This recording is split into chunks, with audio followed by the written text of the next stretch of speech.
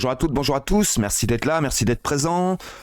Merci de votre pouce bleu, hein, toujours vraiment ça fait très plaisir, vraiment je crois que j'ai eu un record de pouces bleus, voilà, merci beaucoup, vraiment. Également beaucoup de nouveaux abonnés, merci à vous de me faire confiance, merci de trouver ma méthode de travail originale, d'autres la trouvent loufoque et sans intérêt, mais cela je m'en caille sévère, donc allez voir ailleurs si j'y suis. Pour les autres, vraiment vous allez comprendre que mon travail c'est pas mal du tout et je vous conseille vraiment de suivre en tout cas en partie cette méthode parce que vraiment il y a des choses très intéressantes que je vais vous enseigner, voilà, parce que je suis pas le seul à travailler ainsi, hein. Il y a de beaux professionnels qui travaillent également comme moi, ça pose pas de problème. Ce qu'il y a c'est que c'est pas du standard, donc forcément ça fait rigoler certains et puis ça étonne d'autres, et il y en a d'autres qui se rendent compte que ah ouais, j'y avais pas pensé. Bon bah écoutez, tant mieux si c'est ce cas. Bien, allez, on va attaquer la dominance du Bitcoin, la dominance de l'USDT, on va aller voir la dominance du XRP, celle du Litecoin, et bien sûr, aujourd'hui, on va beaucoup parler du LTC, parce que lui, il est chaud de chez chaud. Pourquoi je vous dis ça? C'est le dernier des Mohicans à partir. Donc, à partir du moment que lui, il va partir, il va falloir faire très attention à ce que va faire le Bitcoin, car s'il se met vraiment à corriger sévère, très fortement, on risque de se faire emporter, je parle pour les alts, vers le bas. Pour l'instant, je suis pas encore très chaud pour ça dans l'immédiat. Maintenant, je pense qu'on a encore 30, 40, peut-être 50% pour certaines cryptos encore à pumper, hein, donc c'est plutôt vraiment bon. Donc vous énervez pas quand même, mais attention, commencez à prendre des bénéfices sur certaines parce que ça risque de piquer quand même sévère pour cette fin d'année, hein, parce que le but c'est de vous la mettre à l'envers et pas de vous faire plaisir, et ça vous pouvez en être sûr. Il faut que vous rentiez, mais il faut que derrière, vous preniez une fessée déculottée par ces institutionnels ou professionnels, pour certains, qui veulent vous prendre votre argent. Sinon, l'intérêt ne serait pas de monter à l'heure actuelle. Bien, on attaque tout de suite.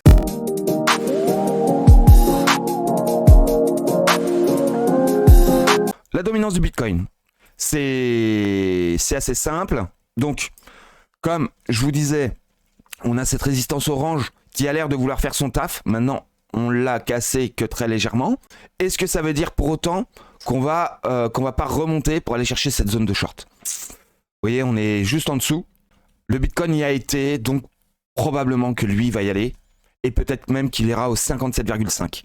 Est-ce qu'il ira au moment justement du short? Donc pour l'instant, la dominance du Bitcoin, elle risque de faire ça. C'est-à-dire de venir ranger, casser le plus bas de nouveau, hein, parce qu'il ne faut pas oublier qu'ici il l'avait déjà cassé, donc théoriquement on est censé descendre, ça c'est pas un souci, réintégrer très rapidement, allez boum, faire tac tac et l'oreille de chat, et à ce moment là on redescendrait très vite. En tout cas dans cette espèce de hausse là, on pourrait avoir quelque chose de très violent sur les alts et le Bitcoin. On verra, je sais pas trop exactement comment ça va se passer, peut-être que je me trompe, mais quoi qu'il en soit, il va falloir faire très attention. En heure, qu'est-ce qu'on a? On voit qu'on est donc monté ici. Hop, on a pumpé, pouf, et ça c'est bien parce que ici, on a commencé à casser, parfait, ça c'est plutôt bon signe, hein, pour une baisse en tout cas sur la dominance. Donc là, j'étais déjà chaud. J'ai pas fait de vidéo hier, mais je l'ai vu. Ça m'a pas trop, j'étais plutôt content. Ça a été dans la matinée, me semble-t-il, fin de matinée. Et là, actuellement, on a cassé ce niveau-là.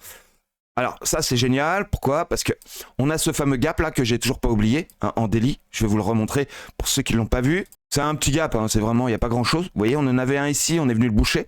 On a laissé celui-là en cours. Donc, on voit bien qu'il y a une mèche, mais pour moi, il y a quand même un trou. On le voit pas en une heure, c'est ça qui est assez hallucinant. C'est qu'en une heure, on le voit pas du tout. On devrait aller le chercher. Et forcément, on va descendre. Ça se trouve, on va même descendre très vite et que plus tard, on ira peut-être chercher. Maintenant, comme vous pouvez le voir, on n'a pas été finalement dans la zone de short. En tout cas, pas encore. On s'est arrêté juste avant. Donc, on est toujours entre la zone des 50 et la zone de short. Donc, théoriquement, pour un futur rebond en journalier, voire en semaine, on est toujours, vous voyez, là, je pourrais mettre un point rouge que ça fonctionnerait. Donc là, on a bien notre point vert, notre point rouge, et le but, c'est d'aller dans cette zone-ci, voir la zone de baleine, voir la zone de super baleine, pour ensuite remonter sur la dominance. On va voir si on touche pas la zone de short, c'est fort probable que c'est ce qui nous arrive. On verra bien. Pour la dominance du Bitcoin, pour l'instant tout va bien. On va aller voir la dominance de l'USDT. Rapidement, on va pas trop s'attarder là-dessus. Je sais pas trop où il en est. J'ai pas regardé récemment. J'aime bien de temps en temps faire le point là-dessus parce que, je veux dire, il est quand même à 80, pas loin de 85-90 millions de dollars. Donc c'est quand même beaucoup. Je vais vous le dire tout de suite. USDT, il a 90 milliards de dollars. Donc il y a de la liquidité qui rentre, il n'y a pas de souci. Donc vous voyez, comme je vous ai dit, pour l'instant cette zone elle est contrôlée, donc ça les dérange pas. Ils peuvent faire le yo-yo là-dedans, ils peuvent même réintégrer pour redescendre, enfin ils peuvent faire ce qu'ils veulent. Là ils contrôlent quasiment la totalité du mouvement supérieur. Mais dès qu'ils rentreront là-dedans, c'est pour aller chercher totalement le truc. Pour l'instant, la dominance du Bitcoin, elle est en stabilisation. Donc, il faut absolument se concentrer sur la dominance de l'USDT. Donc maintenant, on va aller voir la dominance du XRP. Je vous ai dit XRP. Donc, comme je vous avais dit, ici, c'était passé quelque chose de très sympa. On peut même le regarder en daily. Hop, je vais enlever ça. Vous voyez, sur ceci, on a vraiment quelque chose de très puissant. Donc, comme vous le voyez en vert, là, tout ça, c'est des accumulations. Donc, il faut garder bien ça à l'esprit. Donc, il y a accumulation dit pump derrière. Hein, ça va être un gros pump. Ici, on a déjà fait une première sortie. On a fait une petite autre sortie ici. Tout ça depuis plus de 5 ans. Vous voyez, 5 ans de résistance. On est sorti par 2 fois. Moi, je l'oublie pas. Hein. Maintenant, j'avais créé cette zone rouge il y a de ça un bon moment.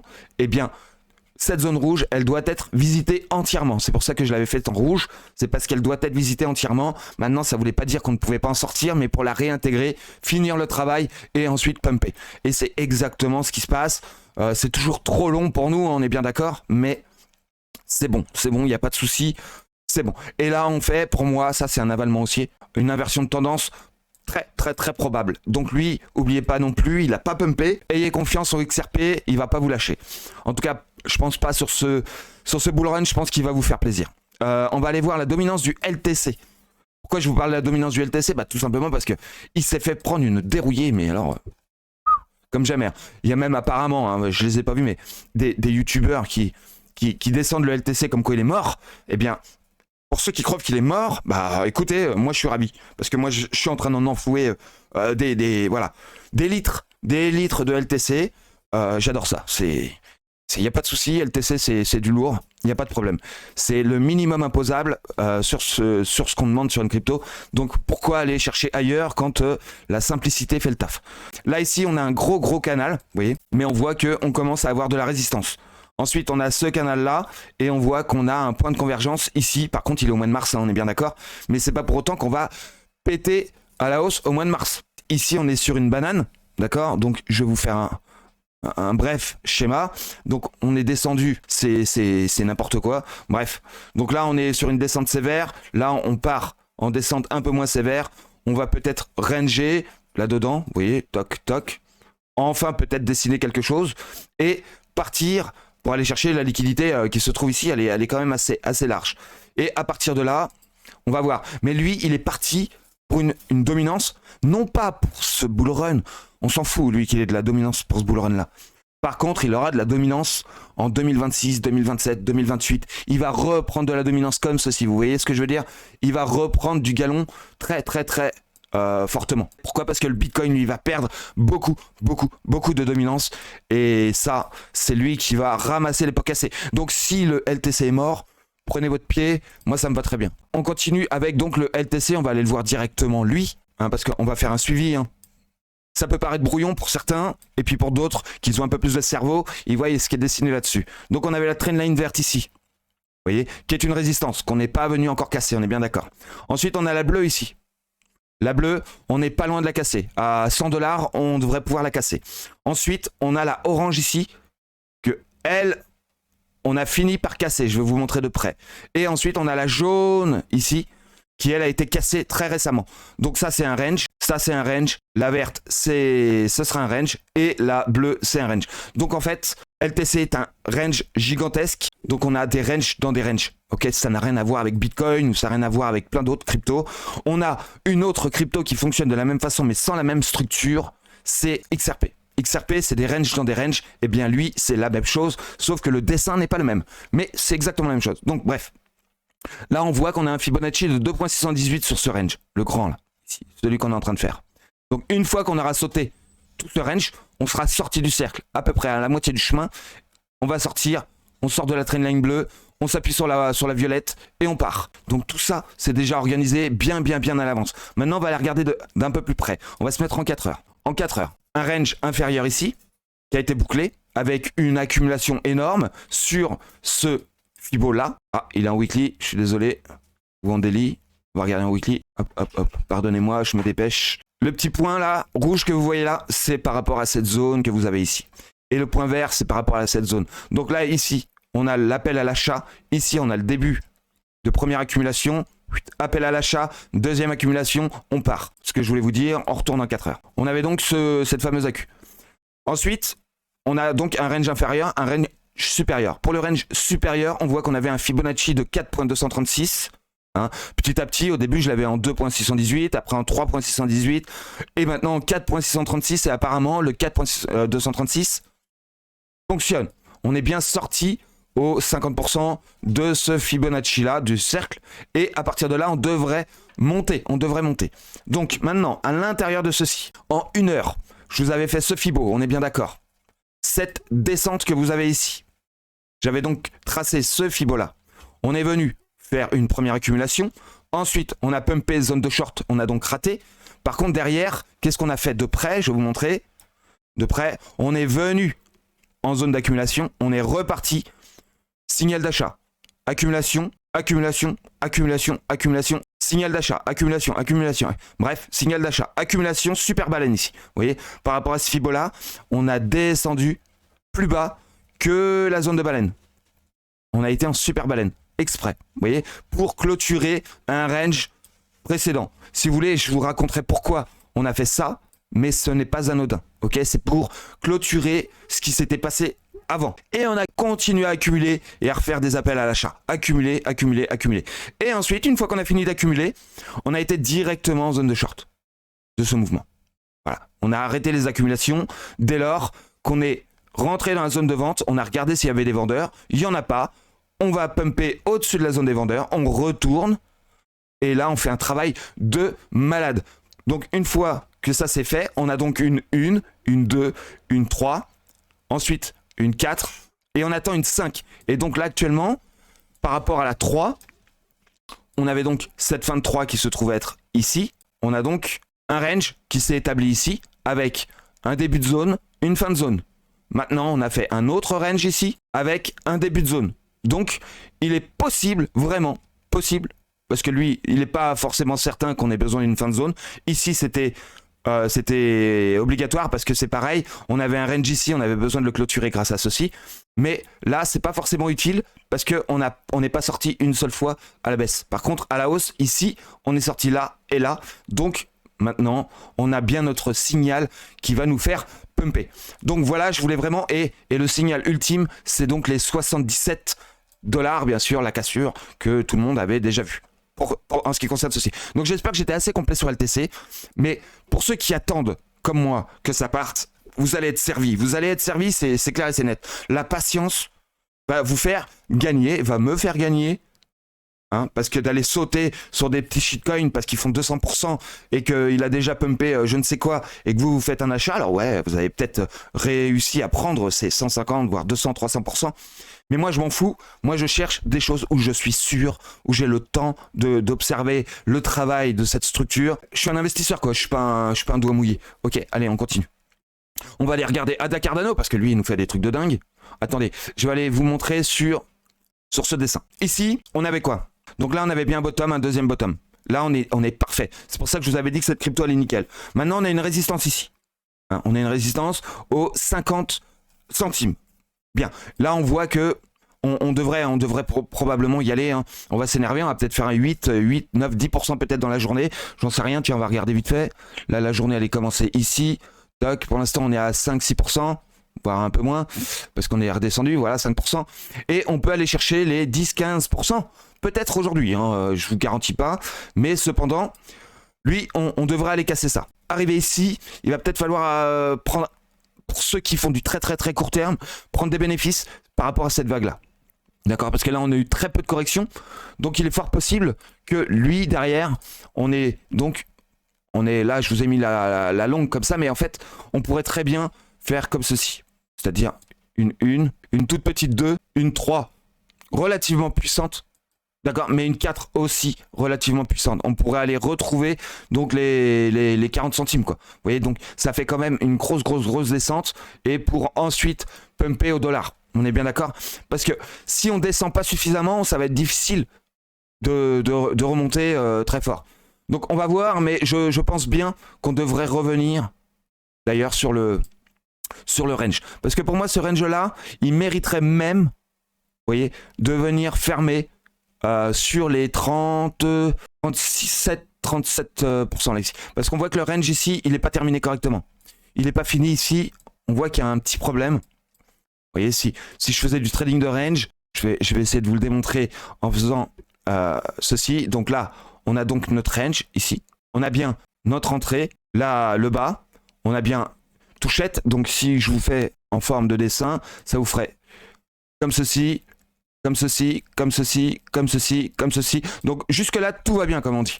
Ensuite, comme ceci. Et là, on a fait le pullback au milieu du range et on est parti. Bien. Maintenant, comme j'expliquais hier dans le Discord, d'ailleurs, rejoignez-nous si c'est pas déjà fait. Hein, le Discord, il est gratuit, il est ouvert à tous, et je peux vous dire que les gars, ils sont super contents, hein, les gars et les filles. Hein. Donc là, on a une table et il nous manque un pied ici. Donc ce pied-là, il va falloir le faire. Hein, c'est comme ça que je démontre les choses. Donc pour faire ce pied-là, pour faire ce pied de table entre guillemets, eh bien, il va falloir revenir. Vous voyez, on va pumper, revenir. Une fois qu'on aura cassé notre trendline verte, revenir faire notre pied de table, vous voyez, ouf, et ensuite faire notre 5. Vous voyez, on risque d'avoir une forte chute. Elle va pas être ridicule, hein, probablement. Attention, je me trompe peut-être hein, dans ce que je dis. Hein. Peut-être qu'on ira faire ce fameux pied de table plus tard, hein, on est bien d'accord. Hein. Vous voyez, ça fait quand même une chute de 35%. Ça pourrait être intéressant pour ceux qui ont quelques petits ADA à vendre par-ci par-là. Hein. Attention, je vous parle de quelques pourcents. 3-4% maximum de vos ADA suffirait pour que vous puissiez profiter de cette petite vague 4 qui pourrait être quand même assez violente. Bien. Solana, tiens, Solana, on me l'a demandé. Alors moi, c'est une crypto que j'achète pas. Hein. Solana, je sais pas, voilà. Pour moi, elle s'est fait hacker plusieurs fois, tout ça, mais apparemment, ça fait ni chaud ni froid aux investisseurs. Après, c'est pas plus mal. Hein. Parce que bon, apparemment, il y avait quand même du projet derrière. Moi, j'affectionne d'autres blockchains que celle-ci. Sur du... Vous voyez, ça veut pas dire que je le vois pas bullish. On a une 2, on attend une 3. D'accord? On attend une 3. Maintenant, attention, il faut que la 3 prenne le plus haut. S'il prend pas le plus haut en 3, ça risque d'être très difficile pour la suite des événements. Maintenant, pour l'instant, il est plutôt bien parti. Donc maintenant, on va regarder quand même le court terme. Je vois qu'on a une zone ici de baleine. Certes. Mais comme je vous expliquais, vous voyez, par rapport à un range, je vais vous faire le range comme ceci. Vous voyez, on a un souci. On a un bas de range. À la limite, je vais même vous faire comme ceci. Voilà. On a notre bas de range. Ici, on a un trou. Donc notre pied de table, car en quelque sorte, il n'est pas fait. Il n'est pas propre. Ici, on vient bien d'en haut. On fait un haut, un bas, un deuxième bas. Tout va bien. Jusqu'ici, tout va bien. Et ici, on ne vient pas toucher le bas. Ça aurait été mieux de venir toucher le bas. Maintenant, c'est normal. On fait un pullback hein, sur l'ancien range. Hop, et puis on part. Ok. Sauf que quand c'est comme ça, on revient boucher le trou. Et on peut peut-être même faire ici une mèche et repartir. Et ensuite, on aura quelque chose de bullish. On va regarder ce qu'on fait sur du court terme. Donc ici, moi, je ne considère pas ça comme une 1. Hein. Par contre, la 1, elle est ici. Une. On a une 2. Là, on est en train de faire une 3. Alors, est-ce que ça, c'est une 4? Possiblement, étant donné que la 2 était profonde. Et là, on est en train de faire une 5. Donc oui, on peut aller voir la zone, parce que là, on est en pleine zone de VAC 5. Donc pour moi, ça correspond. Hein, mais attention à la zone ici de short. Donc la zone, je dirais peut-être même qu'on va aller voir les 170 balles. D'accord? Ou peut-être même ici, c'est le grand maximum, les 250 balles. Voilà, 240 $. Pour moi, c'est le max de max. On ne pourra pas aller plus loin. N'essaye même pas. Ça ne marchera pas. On va aller chercher ça. Oui. Alors, donc, on aura une 2, une 3, une 4. Effectivement, c'est bien une 4. Et là, une 5. Maintenant, si on va voir ça, on peut même aller jusqu'ici. Ça ira très bien. Maintenant, derrière, attention. Comme je vous ai dit, on peut aller voir toute la zone qui est ici. On peut sans problème. Minimum, ici. C'est le minimum. les 12,70 $. Bien, mais on peut descendre encore plus. Maintenant, si on va chercher ça, tout ira bien. On va donc faire comme ceci. Et c'est bon. On a une belle 1. On aura une belle 2 et une 3 qui ira probablement chercher la TH. Donc, il n'y a pas de souci à avoir. Vraiment, Solana, très puissant pour le moment. Et c'est très, très, très puissant. On va aller voir Casper. Bien, Casper. Casper, en mensuel, on a une belle structure. Ici, on a une première sortie du range. Et ici, on est en train de créer une nouvelle sortie de range. Bien. Est-ce qu'on va le faire ce mois-ci? Est-ce qu'on va le faire le mois prochain? Je ne sais pas. Cependant, là, on a toujours un très très bon support. Depuis 3 mois, il tient. À mon avis, on est bien axé. C'est le cas de le dire. On est bien axé. Ici, on a des pigeons à aller chercher. On a des belles bougies ici.